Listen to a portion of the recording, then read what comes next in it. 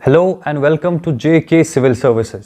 आज हम एनवायरनमेंट के पिछले 6 महीने के करंट अफेयर्स डिस्कस करेंगे जो कि आपके एग्जाम के लिए बहुत ज़रूरी है। आप जो भी एग्जाम देंगे उसमें एनवायरनमेंट के करंट अफेयर काफ़ी ज़्यादा ज़रूरी होते हैं और इसमें से अच्छे खासे मार्क्स भी आते हैं। तो चलिए शुरू करते हैं पहली न्यूज़ से। 4 नई रामसर साइट्स जो इंडिया में मिली है।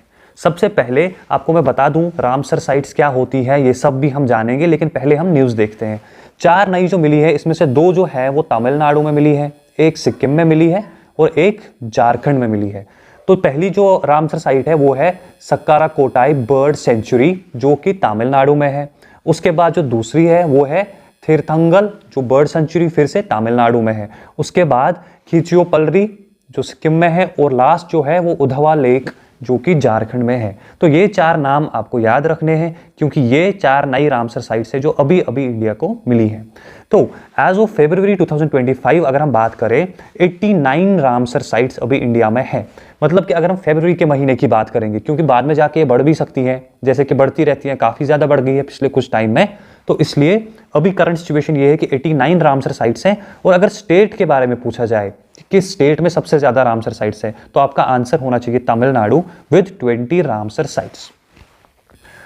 तो अगर हम रामसर की बात करें, ये क्या है रामसर साइट्स, कौन सी साइट्स हैं? तो सबसे पहले तो इंपॉर्टेंट आपको याद रखना है वेटलैंड्स के बारे में बात हो रही है। वेटलैंड्स को रामसर कन्वेंशन के अकॉर्डिंग एक रिकॉग्निशन मिलती है एज अ रामसर साइट कि वो इंपॉर्टेंट है फॉर इकोलॉजी या नहीं। अगर वो इकोलॉजिकली इंपॉर्टेंट है और वो उसको कोई खतरा हो रहा है अभी या कोई भी ऐसा इशू हो रहा है तो उसको रिकॉग्नाइज किया जाता है as Ramsar site according to Ramsar convention जो कि हुआ था 1971 में। अब सवाल ये है कि इसको रामसर साइट वेटलैंड साइट क्यों कहते हैं? क्योंकि ये जो कन्वेंशन हुई थी ये कहाँ पे हुई थी? रामसर नाम के शहर में जो कि लोकेटेड है इन ईरान। अगर आप यहाँ पे इस मैप को देखेंगे, जो ईरान का मैप है, इसमें यहाँ पे इस डॉट के पास एक शहर है नाम जिसका रामसर है। अगर आप इस जगह को देखेंगे तो यहाँ पे एक कन्वेंशन हुई थी, तो उसके बाद से लेके आज तक जितनी भी रिकॉग्नाइज हुई है उनको रामसर वेटलैंड के नाम से जाना जाता है। तो इसके अगर आपको पूछा जाए, वैसे पूछेंगे नहीं, तो ये कैस्पियन सी ऊपर है और नीचे ईरान है। और उसके बाद अगर हम इस साल की बात करें तो 2 फेब को मनाया जाता है रामसर डे। और इस साल की अगर हम बात करें 2025 की, वर्ल्ड वेटलैंड डे मनाया जाता है। और 2025 में जो थीम थी that is protecting wetlands for our common future. तो यहां पे याद रखना आप 2 फेब को हम क्या मनाते हैं? World wetland day. और इस बार का क्या थीम है ये आपके सामने लिखा हुआ है मैंने, ताकि आपको अगर कोई भी क्वेश्चन इसके रिलेटेड आए तो आप इसको आंसर करें। अब आपके माइंड में एक क्वेश्चन आएगा कि ये जो रामसर साइट्स है, 89 रामसर साइट्स इंडिया में है, मतलब कि 89 ऐसी जगह हैं जिनको रिकॉग्नाइज किया गया है, इतने वेटलैंड्स है, तो इनको इतनी इंपॉर्टेंस क्यों मिलती है? आखिर ऐसा क्या है इन वेटलैंड्स में जो इनको इतनी इंपॉर्टेंस मिलती है? तो थोड़ा बहुत समझते हैं। वैसे ये स्टैटिक पार्ट है पर आप ये समझ लो क्योंकि इससे आपके काफ़ी क्वेश्चंस बन सकते हैं। ये जो आपके सामने एक डायग्राम मैंने बनाई हुई है, लेके आया हूं मैं एक इमेज, तो इसमें आप एक अच्छी चीज़ देखो, यहाँ पे जहाँ पे मैं ये लाइन ड्रॉ कर रहा हूँ, ये वाला एरिया जो मैं मार्क कर रहा हूँ, यहाँ पे आपको एक लेक मिलेगा। और उसके बाद जब हम देखेंगे दूसरी साइड से, आप मान लो अराउंड ये वाली लाइन, तो ये वाली लाइन के पास से आपको फिर खाली जमीन ही मिलेगी अराउंड दिस रीजन। ये एरिया जो हमारा है यहां पे आपको बस लैंड मिलेगा, ठीक है। तो फिर ये वेटलैंड का क्या चक्कर है? तो सबसे पहले आपको समझना है कि वेटलैंड क्या होता है। वेटलैंड यूजुअली, हमेशा नहीं but most of the times, 2 ecosystems के बीच वाला एरिया होता है। आप ऐसे समझ लीजिए कि यहाँ पे लैंड है और यहाँ पे कोई ओशियन है या कोई वाटर बॉडी है, तो बीच का एरिया जो होगा वो नॉर्मली वेटलैंड होगा। ऐसा आपने भी देखा होगा, अक्सर क्या होता है, कोई भी दरिया हो गया, समंदर हो गया, वो अचानक से खत्म होके एक नया जमीन या कुछ ऐसा नहीं होता है। तो बीच में एक ऐसा एरिया आपको मिलेगा जिसकी कैरेक्टरिस्टिक्स, जिसके फीचर्स थोड़े बहुत लेक से भी मिलेंगे, थोड़े बहुत ज़मीन से भी मिलेंगे, उसी को हम नॉर्मली वेटलैंड कहते हैं, जिसमें पानी भी होगा, ज़मीन भी होगी और उतना भर के भी पानी नहीं होगा। इसलिए अब हम इन वेटलैंड्स को स्टडी करते हैं। क्यों? अगर आप इसी डायग्राम को देखेंगे तो इसमें आप देखेंगे कि लेक वाली साइड में आपको कुछ प्लांट्स मिलेंगे, उसके बाद लैंड वाली साइड में भी आपको कुछ प्लांट्स मिलेंगे, लेकिन ये जो बीच का एरिया है यहाँ पे, इसमें आपको बहुत सारी स्पीशीज मिलेंगी, बहुत सारी स्पीशीज। और इन स्पीशीज का वहां पे होना, वेटलैंड में होना ही हमको इस चीज के लिए पुश किया कि हम इस एरिया के बारे में सोचें। और जहां पे 2 इकोसिस्टम, अलग अलग इकोसिस्टम मिलते हैं, उसको हम इकोटोन कहते हैं। यहां पे आपको पहली टर्म इकोटोन याद रखनी है। इकोटोन, जहां पे दो अलग इकोसिस्टम होंगे। और उसके बाद यहां पे आप जो एरिया देख रहे हैं, बीच का एरिया जो मैंने यहां पे एरो से मार्क किया हुआ है, काफ़ी एरिया है, काफ़ी स्पीशीज़ है अलग अलग तरह की। इस जगह पे आप लैंड की स्पीशीज़ देखोगे, उनकी प्रॉपर्टीज़ भी होंगी। कुछ स्पीशीज़ ऐसी होंगी जो वाटर से आई होंगी, उनकी प्रॉपर्टीज़ भी होंगी। मतलब काफ़ी ज़्यादा डाइवर्सिटी आपको इस एरिया में देखने को मिलेगी। इस वजह से हम कह सकते हैं कि ये एरिया इंपॉर्टेंट है। और इसको आप एक नाम दिया गया है, जो इसको नाम देते हैं, that is edge effect. Edge effect का मतलब ये है कि यहाँ पे आपको अलग अलग तरह की स्पीशीज मिलेंगी, जिनके फीचर्स पानी वाली से भी मिलते होंगे, लैंड वाले से भी मिलते होंगे, और इस एरिया में इवेंचुअली आपको ज़्यादा स्पीशीज मिलेंगी as compare to the other ecosystems. इस वजह से कंसर्न थे साइंटिस्ट कि ये जो वेटलैंड्स है हम इनको खो ना दे, इसलिए इसके लिए कन्वेंशन, जो रामसर कन्वेंशन है वेटलैंड्स के लिए, वो इनटू फ्रेमवर्क। और उसके बाद 1972 में जो मीटिंग हुई थी, तो 1971 में जो ईरान में हुआ था, उसके बाद ये सब शुरू हो गया। और अभी इंडिया में करंटली कितनी है? 89 वेटलैंड्स जिनको रामसर ने रिकॉग्नाइज किया है। तो चलिए, ये थी वेटलैंड्स की न्यूज़। अब हम आगे बढ़ते हैं दूसरी न्यूज़ पे, जो कि है कैलिफोर्निया फायर्स के बारे में। सबको पता है, वैसे आपने सुना होगा कि काफ़ी ज़्यादा फायर का इशू हो गया था यूनाइटेड स्टेट्स ऑफ अमेरिका में। ये जो आपके सामने मैप है, this is the map of USA. और यहाँ पे आपको पता होगी कि आग लगी थी, काफ़ी ज़्यादा लाइफ जो डैमेज हो गई, प्रॉपर्टी, सब कुछ। लेकिन ये कहाँ पे एग्जैक्टली आग कहाँ पे थी? तो कैलिफोर्निया की अगर हम बात करें तो ये एरिया जो मैं यहाँ पे मार्क कर रहा हूँ, ये एरिया यहाँ पे, ये द स्टेट ऑफ कैलिफोर्निया है। ये कैलिफोर्निया की स्टेट है। और यहीं पे साउदर्न कैलिफोर्निया में एक एरिया आता है लॉस एंजलिस का। लॉस एंजलिस की हम बात करें तो यहां पे आग लगी थी, जहां पे काफी ज्यादा डिस्ट्रक्शन हुई थी, जो स्टार्ट हुई थी जनवरी 7 को। अब ये सवाल है कि यहां पे आग लगी क्यों थी? अगर क्वेश्चन आए कि वहां पे क्या रीजन थे आग लगने के, तो नॉर्मली आपके ऑप्शन यही 3 होंगे। और इन 3 ऑप्शंस में से आपको एक ऑप्शन सेलेक्ट करना है जो कि ठीक होगा। तो ये सारे ऑप्शंस आपको एक एक करके थोड़ा बहुत मैं आइडिया देता हूं कि इनकी वजह से आग कैसे लगी थी। Wet weather followed by dry conditions, मतलब ये कि 2022-23 में काफ़ी ज़्यादा जो यहाँ पे बारिश वगैरह हुई थी लॉस एंजलिस कैलिफोर्निया के एरिया में, जिसकी वजह से आपको पता होगी जितनी ज़्यादा बारिश होगी उतनी ज़्यादा वेजिटेशन भी ग्रो करेगी। और वेजिटेशन ग्रो होने की वजह से यहाँ पे क्या होता है कि आप सोचो, जितनी ज़्यादा प्लांट्स वगैरह होंगे उतना ज़्यादा फ्यूल मिलता है आग के लिए, क्योंकि ये चीज़ें जल्दी आग पकड़ती हैं। उसके बाद ड्राई कंडीशन हो गई। पिछले कुछ सालों में बहुत ज़्यादा बारिश होने के बाद अचानक से ड्राई कंडीशंस हो गई। अब आप खुद सोचो, बहुत सारी वेजिटेशन जो ग्रो हो गई, उसके बाद वहाँ पे ड्राई कंडीशन हो गई, मतलब कि घास वगैरह सूख गई। और आपको पता है जो सूखी घास होती है उसमें आग बहुत जल्दी लगती है, उसमें चिंगारी भी जल्दी पकड़ता है वो, और आग भी बहुत लगती है। इस वजह से यहाँ पे ये पहला रीज़न है आपका कि कैलिफोर्निया में आग क्यों लगी। दूसरा रीज़न जो है सेंटा आना विंड्स। सेंटा आना विंड्स हम चल के आगे थोड़ा बहुत समझते हैं। और तीसरा रीज़न जो है वो क्लाइमेट चेंज है। ऑब्वियसली क्लाइमेट चेंज, जो बारिश ज़्यादा हो रही है, फिर सूखा पड़ रहा है, दैट्स क्लाइमेट चेंज। तो अगर हम सेंटा आना विंड्स की बात करें तो आपको मैं बता दूं, ये एक ड्राई विंड है जो यहाँ पे ब्लो कर रही है। ये आप मैप अभी आपको मैंने दिखा दिया था, ये जो मैं मार्क कर रहा हूँ ये कैलिफोर्निया है। और यहाँ से जो व्हाइट कलर के आप एरोज देख रहे हैं, ये सेंटा आना विंड्स है। ये कहाँ से आती हैं? ये जो यूनाइटेड स्टेट्स का एरिया है इसको ग्रेट बेसिन कहा जाता है। ग्रेट बेसिन से ये जो विंड्स आ रही है, ड्राई विंड्स, इसकी वजह से आग और ज़्यादा फैल गई। क्यों? क्योंकि हवा चल रही है, ऑक्सीजन सप्लाई मिल रही है, और हवा भी ड्राई है, वो आग को और ज़्यादा बढ़ा रही है। ये ड्राई विंड्स क्यों होती है, इसके पीछे ज्योग्राफी है। जिस दिन हम ज्योग्राफी में ये सब पढ़ेंगे उस दिन मैं आपको बता दूंगा कि ऐसे यहाँ से उतर के आती है, फिर इसकी ह्यूमिडिटी कैपेसिटी बढ़ती है, अलग कॉन्सेप्ट है। अभी आप इतना समझ लो, यहाँ पे हाई प्रेशर बन के यहाँ लो प्रेशर की तरफ विंड्स आती हैं, और इन्हीं विंड्स की वजह से यहाँ पे काफ़ी ज़्यादा आग भी फैल गई। तो ये रीज़न था आग के फैलने का कैलिफोर्निया में या लॉस एंजलिस में, जिसकी वजह से काफ़ी ज़्यादा डैमेज भी हो गया। तो चलिए अब चलते हैं नेक्स्ट न्यूज़ पे। India state of the forest report 2023। अभी आप सोचेंगे 2023 की रिपोर्ट है तो हम अभी क्यों पढ़ें, हमें क्या फ़ायदा है? तो ऐसा नहीं है। ये जो रिलीज़ हुई है ये 21/12/2024, मतलब 21 दिसंबर को रिलीज़ हुई है, वो भी 2024। और आपको मैं बता दूं, ये जो रिपोर्ट है ये सबसे ज़्यादा इंपॉर्टेंट रिपोर्ट रहती है as far as the conditions of forest in India is concern. मतलब कि टॉप मोस्ट रिपोर्ट अगर आपको पूछी जाए कभी एग्जाम में कौन सी है, तो वो ISFR या India state of the forest report ही होती है। ये हर 2 साल बाद आती है, मतलब 2021 में आई, फिर उसके बाद अभी आ रही है। तो ये सब हर 2 साल बाद आपको मिलेगी, और 3 साल बाद, 2 साल बाद आपको मिलेगी, और उसके बाद इसमें आपको सारे पैरामीटर्स एक एक करके पता चलेंगे। और इस बार इसको किसने दिया था, किसने रिलीज किया था? From the ministry of environment, forest and climate change. पहला पॉइंट आपको यहाँ पे ये याद रखना है कि इसको कौन देता है, कौन रिलीज करता है रिपोर्ट को? MOEFCC, ये जो है ऑर्गेनाइजेशन। और उसके बाद कौन था जो प्रिसाइसली जिसने दिया था? जो मिनिस्टर है, जो एनवायरनमेंट फॉरेस्ट के मिनिस्टर है अभी, श्री भूपेंद्र यादव जी, इन्होंने ये रिपोर्ट रिलीज की थी इस बार ऑन 21 दिसंबर 2024।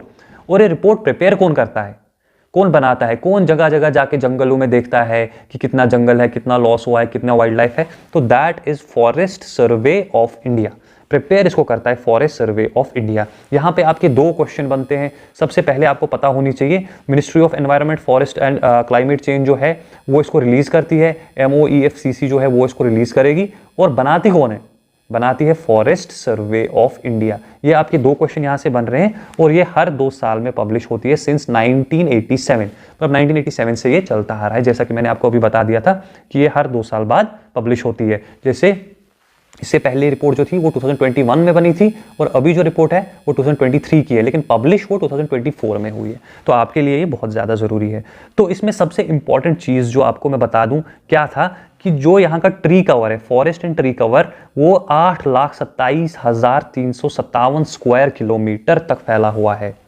ये इसका एक्सटेंट है, जितने यहाँ पे जंगल। ये आपको ये नंबर पूछा जा सकता है एग्जाम में, क्योंकि ये रिपोर्ट भी रिसेंटली रिलीज हुई है, तो आप इसको याद कर लो। 8,27,357 स्क्वायर किलोमीटर्स।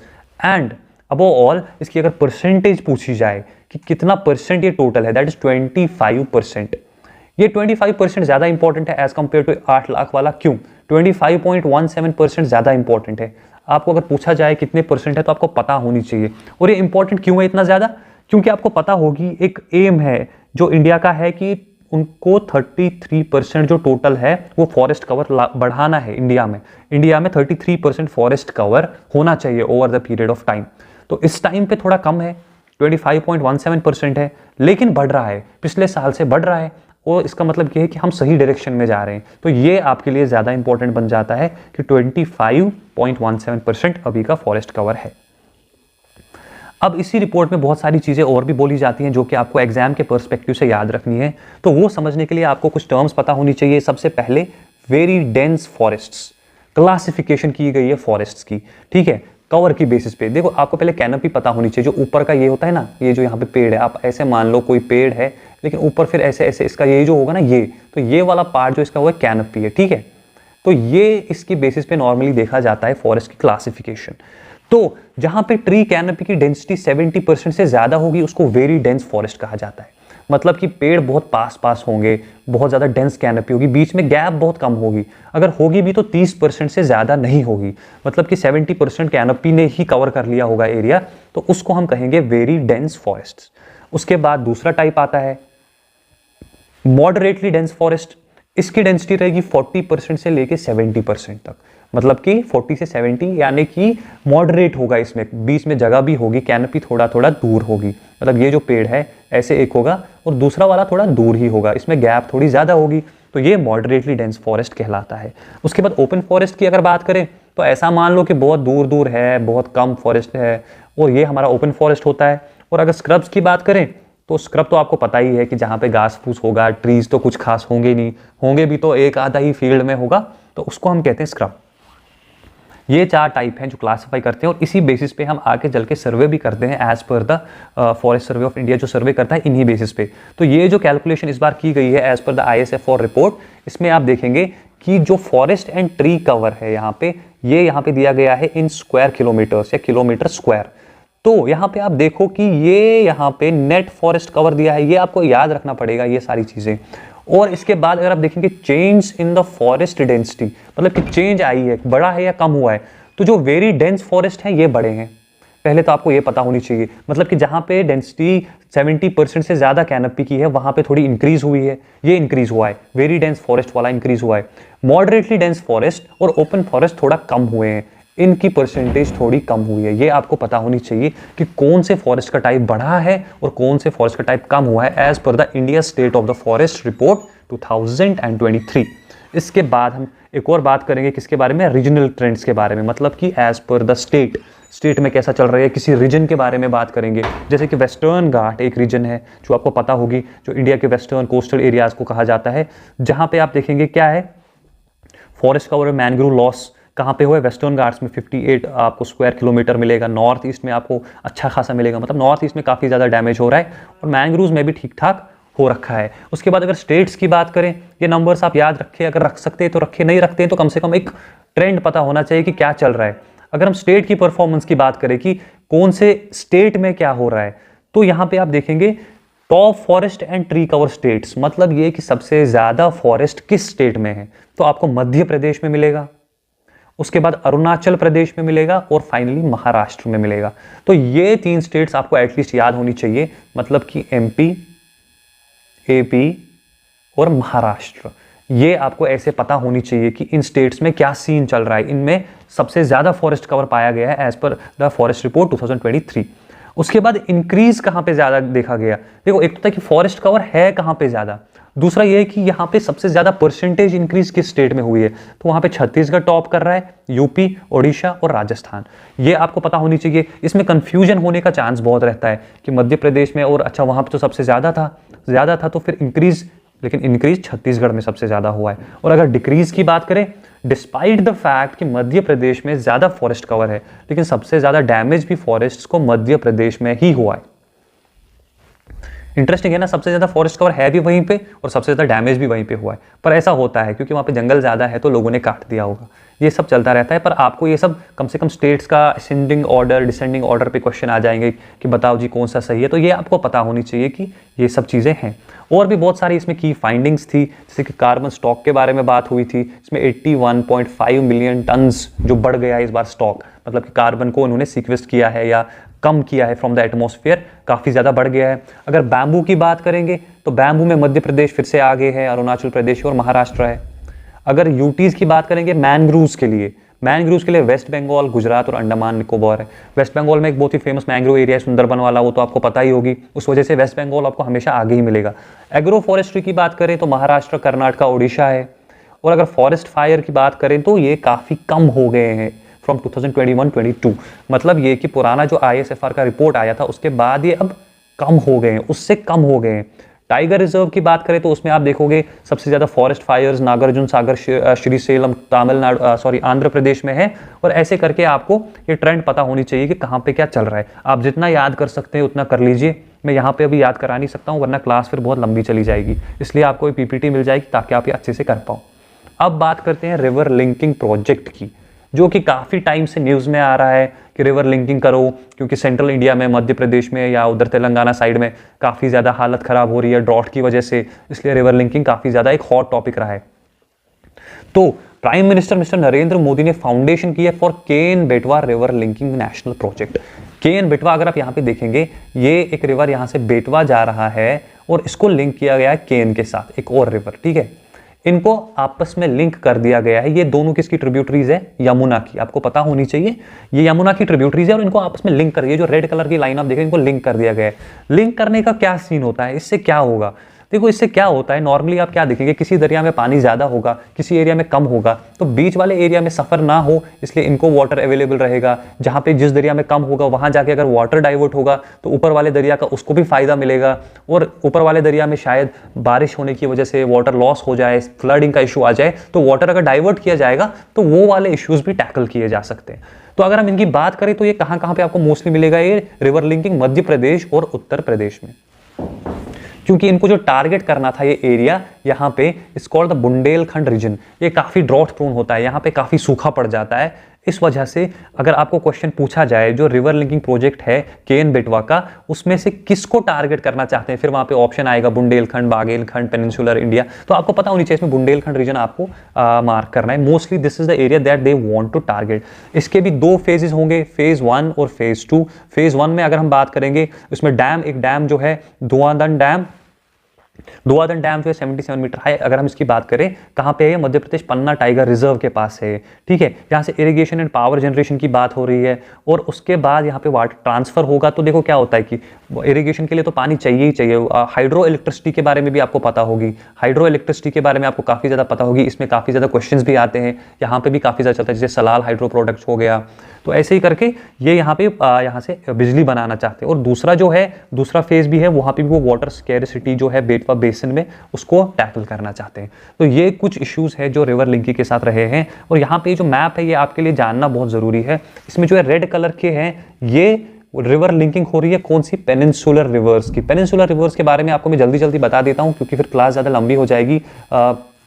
इसमें जो मेजर रिवर्स है, नर्मदा हो गया, नर्मदा है, या महानदी, गोदावरी, कृष्णा, कावेरी, ये सब जो है पेनिनसुलर रिवर्स हैं। ये यहाँ पे इनको आपस में लिंक कर रहे हैं, या इससे भी छोटे छोटे स्मॉल रिवर्स हैं उनको लिंक कर रहे हैं, क्योंकि कहीं पे ज़्यादा पानी मिल रहा है उसको डाइवर्ट कर रहे हैं दूसरी तरफ। ये जो ब्लू कलर के आप देख रहे हैं ये हिमालयन रिवर्स हैं। यहाँ पे आप देखेंगे नॉर्मली दिस इज गंगा, यहाँ से गंगा बह रही है, यहाँ पे ब्रह्मपुत्र आ रही है। तो यहाँ पे ब्लू कलर का इनको लिंक कर रहे हैं, क्योंकि आपको पता होगी गंगा की वजह से बाढ़ आ जाती है बिहार में, और उसके बाद ब्रह्मपुत्र की वजह से असम में प्रॉब्लम्स आ जाती हैं। तो ये इनका प्लान ऐसा रहता है कि हम जो एक्स्ट्रा वाटर है इन रिवर्स से, उनको ऐसी जगह पे डाइवर्ट कर दे जहाँ पे पानी की दिक्कत आ रही है, ताकि ना फ्लड का भी कम हो जाए, और उसके बाद जो बाकी का एरिया है उसको भी हम पानी दे पाएँ। तो ये रिवर लिंकिंग का मेन था, ये मैंने आपके लिए थोड़ा सा एक्स्ट्रा पढ़ाया ताकि आपको आंसर देने में कोई दिक्कत ना हो। उसके बाद आते हैं हम अर्बन एयर पोल्यूशन पे।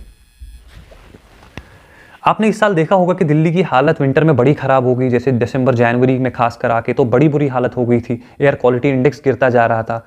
तो इसलिए अर्बन एयर पोल्यूशन से चांस है कि शायद क्वेश्चन पूछ ले इस बार आपको। तो बात करते हैं कि as per the world cities report 2024, cities and climate action of human habitat, ठीक है, ये एक रिपोर्ट है जो काफ़ी ज़्यादा इंपॉर्टेंट है as far as the pollution is concern. कौन बनाता है? World cities report. तो ये सिटीज़ वर्ल्ड की जितनी भी बड़ी बड़ी सिटीज़ है, जैसे इंडिया में दिल्ली हो गई, मुंबई हो गया, वैसे ही जापान में टोक्यो एंड ये सब, इनको एनालाइज करते हैं कि कहाँ पे क्या प्रॉब्लम्स चल रही है। तो इन्होंने इस बार किया कि जो अर्बन एयर पोल्यूशन है, मतलब एयर पोल्यूशन याद रखना, एयर पोल्यूशन की बात हो रही है। 6.7 मिलियन प्रीमैच्योर डेथ्स हुई हैं इन 2019। 6.7 मिलियन लाइक 67 लाख, अगर आपको मैं आसानी से बता दूं कि 6.7 मिलियन मतलब 67 लाख लोग जो हैं वो मर गए हैं because of urban air pollution. इस वजह से दिस इज द हाईएस्ट, मतलब कि सबसे ज़्यादा डेथ्स जो हुई है, प्रीमैच्योर डेथ्स, वो बिकॉज ऑफ एयर पोल्यूशन हुई है। सबसे पहली बात तो ये है। दूसरी बात, हमारे लिए इतनी इंपॉर्टेंट क्यों है? बिकॉज इंडिया में ये प्रॉब्लम सबसे ज़्यादा है। 6th annual world air quality की अगर हम बात करें, रिपोर्ट उन्होंने जो दी है, IQAR रिपोर्ट का नाम है, उसके हिसाब से अगर हम देखेंगे तो नई दिल्ली या न्यू दिल्ली जो है, that is the most polluted capital city in the world. मतलब दिल्ली ने टॉप किया है। तो इंडिया की कोई भी सिटी, कोई भी स्टेट, कोई भी चीज़ अगर किसी भी वर्ल्ड की रिपोर्ट में आ रही है तो वो रिपोर्ट ऑटोमेटिकली हमारे एग्जाम के लिए बहुत इंपॉर्टेंट बन जाती है। तो एनुअल जो वर्ल्ड एयर क्वालिटी रिपोर्ट है उसके हिसाब से न्यू दिल्ली टॉप पे है, इसमें सबसे ज़्यादा पोल्यूशन है। और इनफैक्ट इन्होंने यहाँ तक कहा कि 9 out of 10 most polluted cities जो है वो इंडिया में ही लोकेटेड है। मतलब है कि इंडिया में पोल्यूशन की हालत बड़ी ख़राब है, इसलिए इस पर हमें ध्यान देना पड़ेगा। अगर हम इसकी बात करें कि इंडिया इसके लिए कुछ कर रहा है, बिल्कुल कर रहा है। नेशनल एयर क्वालिटी इंडेक्स है जिससे एयर क्वालिटी मेजर की जाती है। इसमें पैरामीटर्स होते हैं, कैसे मेजर करेंगे, और इसके मार्किंग होती है। अगर 0 to 50 आ रहा है तो ये गुड है, और अगर 400 से 500 आ रहा है तो ये वर्स्ट है। और नॉर्मली अगर आप दिल्ली देखोगे तो वो इसी रेंज में आता है। इनफैक्ट कभी कभी इससे ज़्यादा भी हो जाएगा, तो क्या पता, कुछ भी हो सकता है, बट इस रेंज में नॉर्मली आ जाता है। और इसमें क्या मॉनिटर होता है, ये आपको याद करने पड़ेंगे, एटलीस्ट आपको ये याद करने पड़ेंगे। क्यों? क्योंकि ये क्वेश्चन सीधे सीधे आपका बनेगा कि ये जो यहाँ पे आप देख रहे हो ये 8, ये एयर क्वालिटी इंडेक्स मेजर करने में काम आते हैं। Particulate matter 10, particulate matter 2.5, NO2, SO2, carbon monoxide, ozone, ammonia और लेड। ये आपको ज़रूरी है कि आप ये सब याद करें। इनकी कॉन्सेंट्रेशन चेक की जाती है और उसी बेसिस पे फिर रिपोर्ट बनती है। तो चलिए आगे बढ़ते हैं। इसके बाद एक बहुत ही important award, champions of the Earth award 2024। ये इंपॉर्टेंट क्यों है? ऐसा क्या इस अवार्ड में मिलता रहता है? इंपॉर्टेंट इसलिए है बिकॉज ये मिला इस बार माधव गढ़गिल को, जो कि इंडियन है। माधव गढ़गिल, आपको मैं बता दूं कि कौन यूनाइटेड नेशंस एनवायरमेंटल प्रोग्राम ने जो है अवार्ड इस बार दिया है माधव गढ़गिल को दिया है। और मैंने अभी यही बता दिया था, जब भी कोई चीज़ में इंडियन इन्वॉल्व हो, कोई स्टेट प्लेस एनीथिंग, या कोई बंदा जो इंडियन है, तो वो न्यूज़ आपके लिए बहुत इंपॉर्टेंट हो जाती है, चाहे आपको अच्छी लगे या ना लगे, पर ये करना पड़ेगा आपको। तो अगर आपका क्वेश्चन पूछा जाता है कि champions of the Earth award किसको मिलता है, माधव गढ़गिल उसका नाम है जिसको ये अवार्ड मिला है इस बार। और क्यों मिला है? क्योंकि ये है for protecting people and planet through research and community engagement. ये रीजन है जिसकी वजह से माधव गढ़गिल को ये मिला है कि भाई तुमने लोगों को काफ़ी बचाया है, जैसे रिसर्च काफ़ी हद तक आपने किया है। आपको पता होगी एक गढ़गिल रिपोर्ट है जो कि माधव गढ़गिल ने दी थी फॉर वेस्टर्न घाट्स। यहाँ पे आप देखो मैंने लिखा हुआ है ये फ्रेजाइल वेस्टर्न घाट्स जो है इंडिया में, उन पे काफ़ी ज़्यादा काम किया है माधव गढ़गिल ने। ऑफकोर्स फिर बाद में कस्तूरीरंगन रिपोर्ट भी उस पर आया, काफ़ी ज़्यादा है, वो तो आप स्टैटिक पार्ट में पढ़ लोगे, एनवायरनमेंट जब आप पढ़ोगे। तो यहाँ पे मैं आपको बस इतना बता दूं कि माधव गढ़गिल ने वेस्टर्न घाट्स पे काफ़ी ज़्यादा काम किया है। और इस बार वेस्टर्न घाट्स का आपको न्यूज़ है, चांस है क्वेश्चन पूछेंगे। आपको पता होगी वहाँ पे जो लैंडस्लाइड हो गई थी इस बार, वो आप मुझे बता देना कमेंट्स में कि लैंडस्लाइड जहाँ पे हुई थी उस जगह का क्या नाम है। तो केरला में था, ये मैं आपको हिंट दे सकता हूँ, उसकी जगह का नाम आप मुझे कमेंट्स में बता देना। तो चलिए, ये था हमारा चैंपियंस ऑफ द अर्थ के बारे में। उसके बाद एक और न्यूज़ पहली बार हुआ है तो इसलिए इंपॉर्टेंट है। क्या हुआ है? पहली बार जो हुआ है, रिवर जो गंगा की रिवर की जो डॉल्फिन है उसकी टैगिंग हुई है असम में। तो इस वजह से, बिकॉज ये फिर से मैं बता रहा हूँ पहली बार हुआ है, कोई भी चीज़ पहली बार होती है तो इंपॉर्टेंट होती है। तो अगर ये पहली बार हुई है तो इसलिए इंपॉर्टेंट है। कहाँ पे? असम, इन असम। किसकी? गंगा। ये जो आप यहाँ पे देख रहे हो ना, ये है रिवर डॉल्फिन जो आपको मिलेगी गंगा में, और इसी का हुआ है इस बार टैगिंग। और किसने किया है? Again ministry of environment, forest and climate change. Again it's very important, आपको दो चीजें याद रखनी है। कहां पे? असम में, नंबर 1, और नंबर 2 किसने किया है? MOEFCC। किसके साथ collaboration? Wild life institute of India और असम फॉरेस्ट डिपार्टमेंट। तो आपको यहाँ पे जो चीजें याद रखनी है, सबसे पहले MOEFCC। अगर आपको इतना ज्यादा पढ़ना नहीं है तो ये कम से कम याद रखो, MOEFCC। दूसरा wild life institute of India और असम फॉरेस्ट डिपार्टमेंट। लेकिन इसको फंडिंग कहां से मिली? पैसा कहां से आएगा भाई? काम कैसे होगा बिना पैसे के? तो पैसा आएगा कैंपा, नेशनल कैंपा अथॉरिटी जो है उसने पैसा दिया, उन्होंने काम किया और हो गई टैगिंग डॉल्फिन की, जो कि काफी इंपॉर्टेंट है आपके लिए क्योंकि ये असम में अभी पहली बार हुआ है। So that is why it's very important. तो चलिए आगे बढ़ते हैं हमारी अगली न्यूज पे। इस बार क्या हुआ है कि टाइगर रिजर्व 2 मिले हैं मध्य प्रदेश को। सबसे पहले तो माधव नेशनल पार्क और दूसरा रत्तापानी वाइल्ड लाइफ सेंचुरी। एक नेशनल पार्क और दूसरी वाइल्ड लाइफ सेंचुरी को टाइगर रिजर्व का स्टेटस मिला है। ये आपको यहाँ पे मैप पे, अगर यहाँ पे देखिए, माधव नेशनल पार्क है जो कि northern part of Madhya Pradesh में पाया जाता है।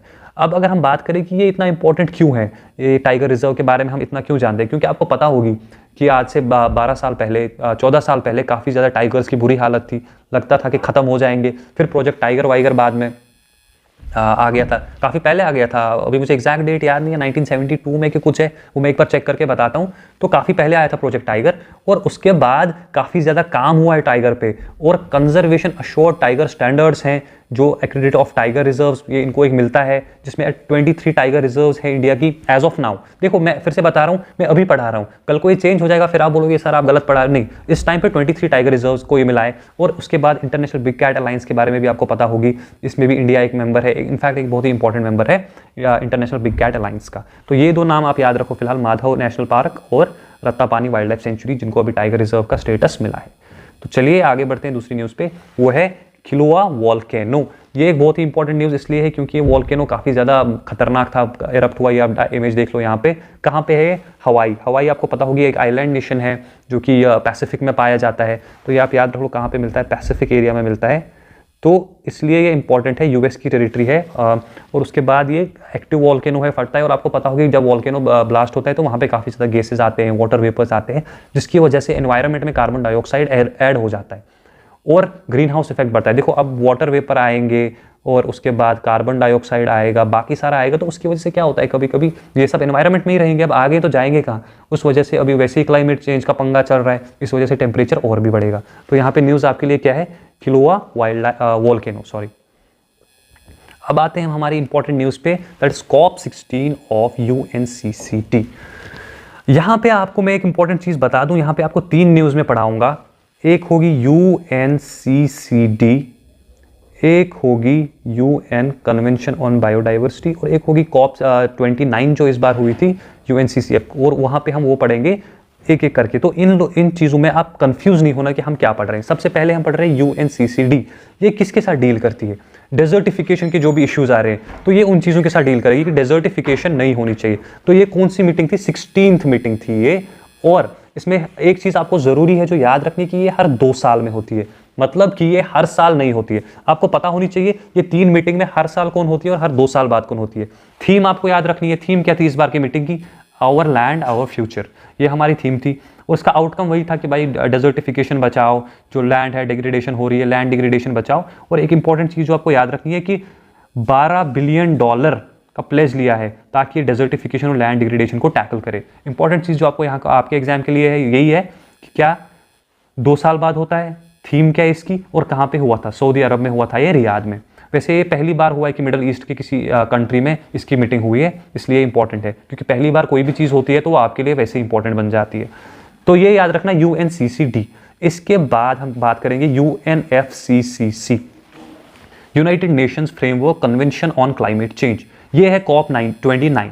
इससे पहले जो था वो COP 16 था, कंफ्यूज नहीं होना, वो डेजर्ट के बारे में था, ये क्लाइमेट के बारे। डेजर्ट वाला जो था वो 16 था, क्लाइमेट वाला जो है वो 29 है। कहाँ पे हुआ था? अजरबैजान में, बाकू नाम की जगह पे। यहाँ पे मैप पे आप देख सकते हैं बाकू कहाँ पे आपको मिलेगा, ये यहाँ पे कैस्पियन सी के किनारे आपको ये जगह मिलेगी, बाकू नाम की, अजरबैजान में।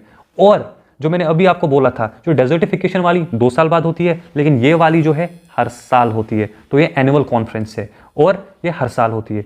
तो इसीलिए मैं आपको भी बता रहा था कि जो 3 कॉन्फ्रेंसेज हैं कौन कौन सी? यूएनएफसीसीसी, उसके बाद यूएनसीसीडी और यूएनसीबीडी। ये तीनों क्यों, कब से चल रही है? तो ये बनी है 1992 अर्थ समिट जो हुई थी रियो डी जेनेरियो में 1990। हाँ सॉरी।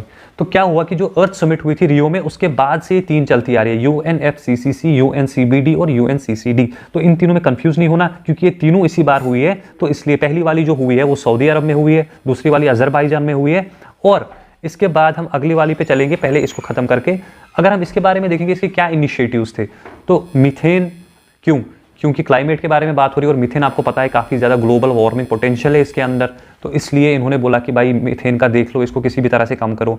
ग्रीन एनर्जी प्लेज, जो कि काफ़ी टाइम से न्यूज़ में है, ग्रीन एनर्जी चाहिए। ग्रीन एनर्जी आपको पता ही होगी, जैसे इथेनॉल ब्लेंडिंग हो रही है अभी पेट्रोल में, ये सारी चीज़ें हो रही हैं। क्लाइमेट फंड एक्शन फंड जो है इस बार, क्लाइमेट फाइनेंस एक्शन फंड, ये अजरबैजान ने बोला है कि हम करेंगे इसको फंड, ताकि हम ग्रीन एनर्जी की तरफ ज़्यादा से ज़्यादा अपनी कॉन्सेंट्रेशन करें।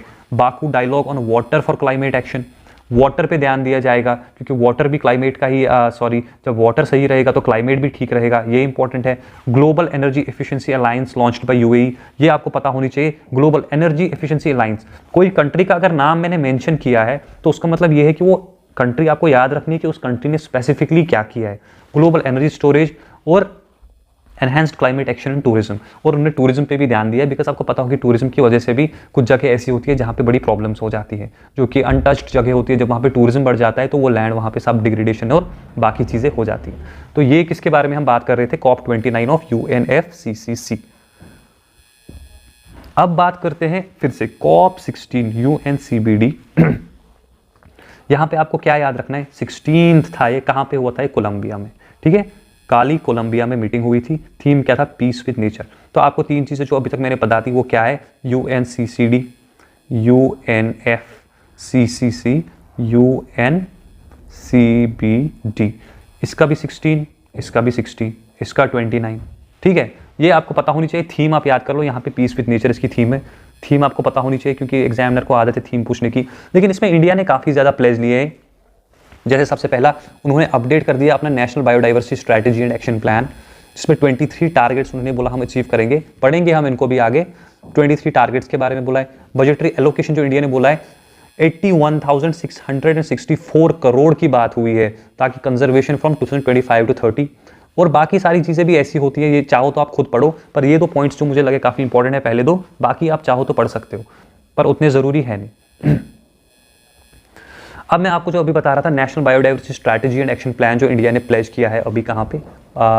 इन द यूएनसीबीडी। तो वहाँ पे उसमें क्या है, कहाँ पे किया था? ये COP 16 जो मैंने अभी मेंशन किया था यूएनसीबीडी में, यहाँ पे इन्होंने बोला। तो अगर आपको क्वेश्चन आए कि कहाँ पे इंडिया ने बोला अनवील किया, तो यूएनसीबीडी बोलना है। जो आर्टिकल 6 ऑफ द यूएनसीबीडी है वो बताता है कि हर कंट्री नहीं, हर मेंबर इनफैक्ट पार्टी जो भी है इसमें, उनको अपना ऐसा एक एक्शन प्लान बनाना ही पड़ेगा। तो इंडिया ने भी बनाया हुआ है। तो ये सेंटेंस आप याद रखना, whole of government and whole of society approach, ताकि ये इन चीज़ों के साथ अलाइन हो जाए, ताकि ये प्रॉपरली अपना काम करे। उसके बाद एक और न्यूज़, आगे बढ़ते हैं। ये इंपॉर्टेंट है क्योंकि ये काफ़ी ज़्यादा आजकल चर्चा में रहता है, नेचुरल फार्मिंग। क्यों? क्योंकि पेस्टिसाइड, इंसेक्टिसाइड से काफ़ी ज़्यादा बैड इंपैक्ट हो रहा है दुनिया में, पोल्यूशन हो रहा है। इस वजह से नेचुरल फार्मिंग पे काफ़ी ज़्यादा आजकल फोकस जा रहा है। और अभी तो कैबिनेट ने भी इसको बोल दिया कि हाँ भाई यही कर लो अब। तो ये सेंट्रली स्पॉन्सर्ड स्कीम है, या आपको पता होगी central sponsored scheme, central sector scheme क्या होता है, ये आप इकोनॉमिक्स में देख लेंगे, under ministry of agriculture and farmers welfare. अगर हम इसमें बात करें क्या क्या है, ये पॉइंट आपको याद रखना है। बीज अमृत, जीवामृत, मल्चिंग, वापसा और प्लांट प्रोटेक्शन। ये क्या है बेसिकली, ये टर्म्स है। बीज अमृत मतलब बीज मतलब सीड, मतलब सीड को जो भी ट्रीटमेंट मिलेगा वो नेचुरल तरीकों से होना चाहिए, जैसे काउडंग हो गया, यूरिन हो गया, लाइम, कोई केमिकल यूज नहीं करना है। जीव अमृत मतलब जीव, जीव मतलब लाइफ, तो लाइफ मतलब माइक्रो ऑर्गेनिज्म, माइक्रो ऑर्गेनिज्म्स का यूज करो। मल्चिंग मतलब आपको पता है कि लैंड को कवर करो। उसके बाद वापसा जो है अर्थवर्म्स, अर्थवर्म्स की वजह सॉइल का वेपर जो है, क्योंकि वो सॉइल को और पोरस बनाते हैं। और प्लांट प्रोटेक्शन आपको पता है कि पेस्टिसाइड, बाकी इंसेक्टिसाइड स्प्रे ना करते हुए बायो जो भी है नेचुरल, उन चीज़ों का इस्तेमाल करें। तो ये 5 नाम आपको याद रखने हैं, इनमें से कोई भी क्वेश्चन में आ सकता है, तो आपको पता होनी चाहिए। उसके बाद ये न्यूज़ है CO2 टू मिथेनॉल प्लांट। तो पहली बार इंडिया ने एक प्लांट बनाया है जिसमें उन्होंने CO2 को कन्वर्ट किया है मिथेनॉल में, वर्ल्ड्स फर्स्ट है। और किसने किया है? NTPC ने। कहाँ पे? विंध्याचल। ये आपके लिए इंपॉर्टेंट है, बाकी आप चाहो तो पढ़ो, चाहो तो छोड़ दो, लेकिन ये आपके लिए काफ़ी ज़्यादा इंपॉर्टेंट है। कहाँ पे हुआ है? विंध्याचल। किसने किया है? NTPC। और दुनिया का पहला है, तो इसलिए आपके लिए ये और ज़्यादा इंपॉर्टेंट हो जाता है। अब हम आते हैं आज की लास्ट न्यूज़ पे, जो है कोरल ट्राइएंगल। कोरल ट्राइएंगल की अगर हम बात करें, इसके बारे में भी बात कहाँ पे हुई थी? 16 जो कॉन्फ्रेंस हुई थी ऑफ कन्वेंशन ऑन बायोडाइवर्सिटी, वहीं पे इसके बारे में भी बात हुई थी। सबसे पहले आपको जानना है कि कोरल ट्राइएंगल है क्या। कोरल ट्राइएंगल ये एरिया है जो मैं यहाँ पे मार्क कर रहा हूँ, ये एरिया कोरल ट्राइएंगल है, जिसमें ये सारी कंट्रीज आ रही है, Indonesia, Malaysia, PNG, Philippines, Singapore, Timor Leste और सॉलोमन आइलैंड्स। यहाँ पे ये एरिया है जहाँ पे आपको 76% कोरल स्पीशीज मिलेंगी। इस वजह से ये काफी ज्यादा इंपॉर्टेंट बन जाता है बायोडाइवर्सिटी के लिए। और एक रिपोर्ट जो आई है, coral triangle at risk, fossil fuel threats and impact. Fossil fuel की वजह से क्या थ्रेट, क्या इंपैक्ट, उन्होंने बता दिया है कि ये जो कोरल ट्राइएंगल है ये काफ़ी खतरे में है। अब आपके माइंड में क्वेश्चन आएगा कि 76% जो कोरल्स है वो यहीं पे क्यों मिलते हैं? तो आपको मैं बता दूं, जो कोरल्स है उनको जिंदा रहने के लिए एक स्पेसिफिक टेम्परेचर की ज़रूरत होती है, एक स्पेसिफिक कंडीशन की ज़रूरत होती है। कुछ कंडीशंस जैसे कि उनको अराउंड 27 डिग्री वाटर टेम्परेचर चाहिए, काम वाटर चाहिए, ऐसा नहीं कि तेज़ बहते हुए दरिया में रहेंगे। अब और भी बहुत सारी कंडीशंस हैं। और जो कोरल्स होते हैं, वैसे ये आप सब एनवायरनमेंट में पढ़ लोगे, आपको मैं जल्दी जल्दी बता देता हूँ। पॉलिप होता है इसमें, और एक जूजेंथेल होता है, एल्गे। ये आपस में सिम्बायोटिक एसोसिएशन में होते हैं, एक दूसरे की मदद करते हैं। मतलब कि एल्गे इसके लिए खाना बनाता है, फूड बनाता है, और जो पॉलिप है वो क्या करता है? वो इसको रहने की जगह देता है। अब देखो, जब इनको ये कंडीशन मिलती है ना, तो ये बड़े आराम से रहते हैं, बिना किसी टेंशन के रहते हैं। अब मान लो कि टेम्परेचर ज़्यादा बढ़ गया, बहुत कामनेस जो थी खत्म हो गई, फिशिंग करते हैं लोग, उसकी वजह से इनको छेड़ देते हैं, तो ये जो एल्गे होता है ये बहुत सेंसिटिव होता है, ये छोड़ के चला जाता है। ये इसमें जो ऐसे इस तरह के होते हैं, काफ़ी कलरफुल होते हैं, आप कभी देखो इंटरनेट से, काफ़ी कलरफुल होते हैं। वो जो कलर होता है वो एल्गे की वजह से होता है, जूजेंथेल नाम का एल्गे। जब इनकी कंडीशंस डिस्टर्ब होती हैं तो वो एल्गे ये सब छोड़ के चले जाते हैं, भाग जाते हैं। और जब भाग जाते हैं तो तब जाके होती है प्रॉब्लम, और ये सब मर जाते हैं। ये जो पॉलिप्स थे डाई ऑफ, ये सफ़ेद पड़ जाते हैं, मर जाते हैं। और ये आपको इसलिए इक्वेटर पे मिलते हैं बिकॉज ये कंडीशंस नॉर्मली आपको इक्वेटर के पास मिलेंगी, और इक्वेटर जो है वो इसी जगह से गुजरता है। अगर आपने मैप देखा होगा, around this region you will see, यहाँ से इक्वेटर आपको गुजरते हुए मिलेगा। तो ये थी हमारी आज की न्यूज़ जो एनवायरनमेंट के रिलेटेड इंपॉर्टेंट थी। आई होप आपको आज का लेक्चर पसंद आया हो। आगे जो भी न्यूज़ होगी वो मैं आपके लिए लेके आऊँगा। Till then bye bye.